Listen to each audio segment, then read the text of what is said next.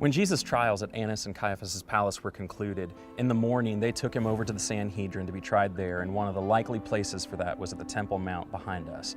Now, when that trial was all wrapped up, they took Jesus over to Pilate because the Jews didn't have the authority to condemn someone to death. Now, one of the likely places for that is over at a place called Herod's Palace.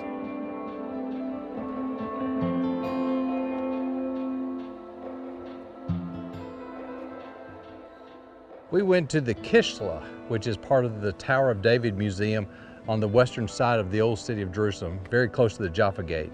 This compound is built on top of where the palace of Herod would have been in the first century. This is the probable location of where Pilate and Herod Antipas were located during the trials of Jesus. A number of years ago in the city of Caesarea, they actually found a stone which talks about Pontius Pilate being the prefect of Judea, which is very interesting because, of course, it's an extra biblical reference that confirms what the Bible says about Pilate. It had been removed from its original site and then reused as a step in the amphitheater there in Caesarea Maritima. And there were some people that had questioned the existence of Pilate, and they had questioned his role as described in the Bible. And so to find this stone that mentions that he was the prefect, which was a role they had been questioning, just helps substantiate the biblical text.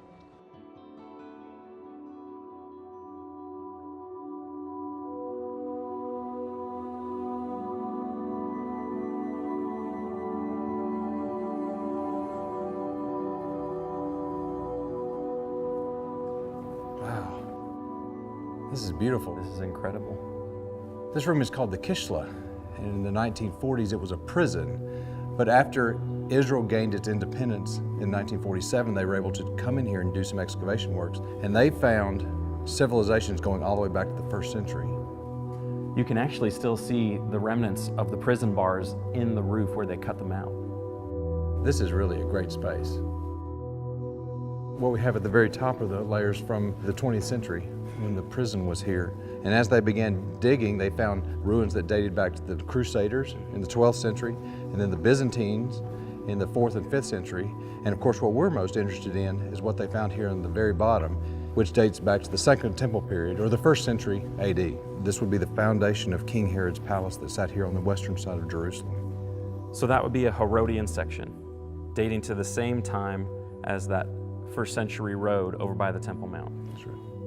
So you just keep marching down through the centuries and you get to the time of Jesus. And something that was pointed out to us is that on either side of that wall are tunnels that run in opposite directions. And knowing Herod the Great and how paranoid he was, he had built these tunnels for escape purposes, primarily to move water, but also to get away in case he needed to.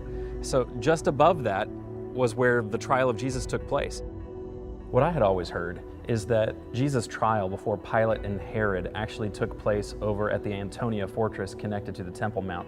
But you're saying that it's more likely it took place here at Herod's palace on the other side of town. Well, it is possible. That was a military barracks during the time. But it seems more natural to me that Pilate would have been here. Most of the time, he would have been ruling in Caesarea Maritima, which was the Roman administrative capital of this area. But because he's a political figure and because he wanted to be near the people, he would have been in town for the Passover. Same way with Herod Antipas. He normally would have been in Tiberias, but of course he had come to town as well. In Mark 15, it tells us that after he was arrested and taken to Annas and Caiaphas and to the Sanhedrin, that he was then led to the palace, to the Praetorium, which would have been this location right here. And I think people need to realize the difference between the two spaces. Antonia Fortress is a smaller military barracks. Herod's palace here on the other side of town was a large estate. So it makes sense that the Roman governor for the area would have taken one of the largest, most beautiful places as his in-town residence when he came to Jerusalem. We also read in the scripture in Matthew 27 that Pilate's wife was here. It seems unnatural to me that she would have been over at the military barracks. She would have been here at the palace. Pilate knows that they're coming and he comes out of the palace to meet them, and they're trying to get him condemned before Pilate. There's a mob forming. Pilate takes Jesus back into the palace and has a dialogue with him one-on-one. What is this about the accusation about you being the king of the Jews? And during that questioning, Pilate learns that Jesus is a Galilean. And so Pilate decides, I have found a solution. I'll give him to someone else. And so he sends him across the courtyard over to Herod Antipas. And so in verse 8, when it says, when Herod saw Jesus, he was very glad, for he had long desired to see him, because he had heard about him, and he was hoping to see some sign done by him. And I think we need to put ourselves in Jesus' shoes. Jesus and his family fled to Egypt to escape being put to death by Herod the Great, Herod Antipas' father. And Herod Antipas was the Herod who had killed his cousin, John the Baptist, and now he's standing in front of the killer of his cousin. And this man is really only interested in seeing Jesus perform parlor tricks. Jesus knows he's not going to get a fair trial in front of this man.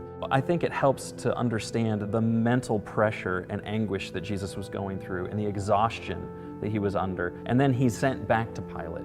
His wife says, have nothing to do with this innocent man. You know, I've suffered a lot because of dreams. He performs this perverse form of mercy. He has him beaten. He has him flogged. He's mocked by the soldiers. And then he leads him back out and says, behold your king. I find no fault in him. And they still cry out for him to be crucified. And then they actually ramp up the charges against him over in John when he comes out and tells him, look, I don't find any guilt in him.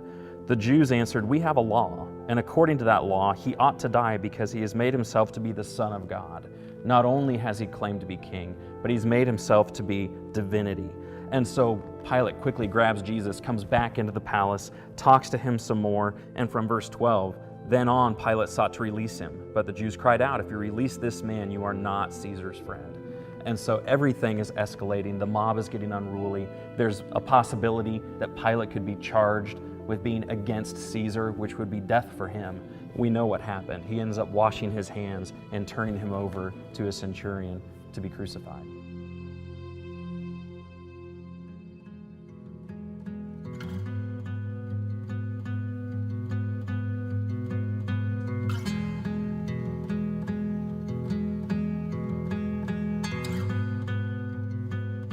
One of the best views of Jerusalem, the old city, is from the top of the Lutheran Church. Well over 100 steps in a winding staircase all the way up. But once you get up there, it's one of the best views of the old city of Jerusalem.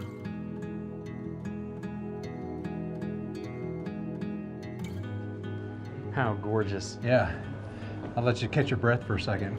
I brought you up here because I wanted to show you something. Okay. The two blue domes are the top of the Church of the Holy Sepulchre.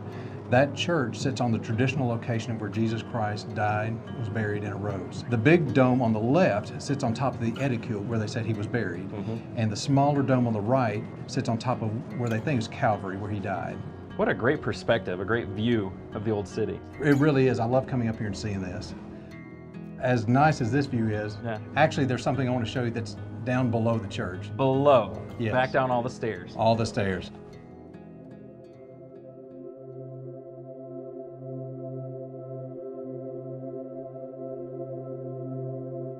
In the basement of this church are a number of things they found archaeologically.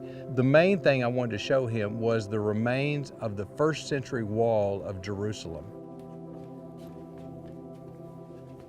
So Mark tells us that Jesus was led out to be crucified, and then John specifies that he was still near the city. So what do both of those passages have to do with where we're standing?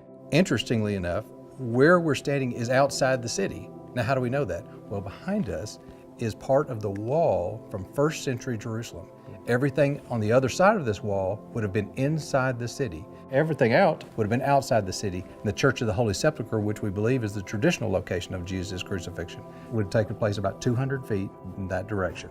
We can imagine people coming through the gate of this wall to access the point in Golgotha where Jesus was crucified. That's correct.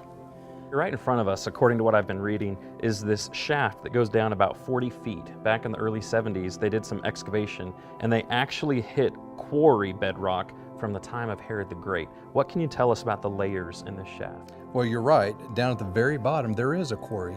From the time of King Herod, he used rocks from this quarry to build the walls and the other structures inside the city.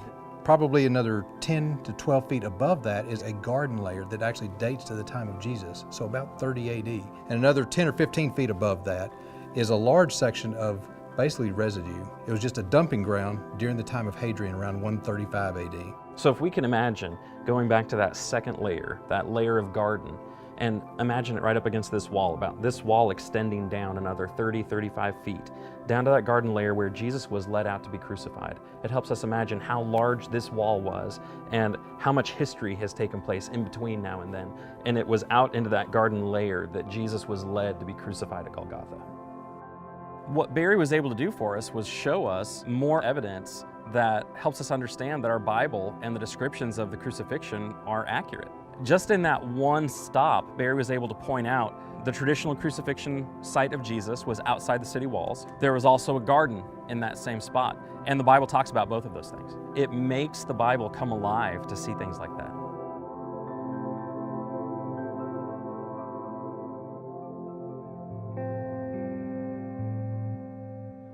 We're on our way to the Church of the Holy Sepulchre. What's the route that you're taking us? We're currently on the Via Dolorosa. We're in the Muslim quarter of the Old City. The Via Dolorosa is Latin for the Way of Sorrows. It marks the traditional path that Jesus took between his condemnation by Pontius Pilate and Golgotha. Now, between here and the Church of the Holy Sepulchre are called the 9 Stations of the Cross. Inside you've got 5 for a total of 14. There's a number of those stations that aren't really even biblically based. They're more traditional than anything.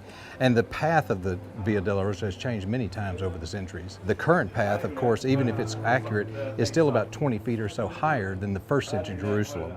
Whatever path Jesus took from Pilate to the cross, it would have been hilly the whole way, which of course is just one more layer of the suffering that he went through for all of us. It's helpful to think about what would have been going through his mind as he was led through those trials, as he was led outside the city, as he carried and dropped his cross, as Simon of Cyrene was enlisted to pick it up and carry it the rest of the way. To realize that I was near the places where those events took place, and that people kept track of those locations for thousands of years because it was so important. It was a very sobering moment.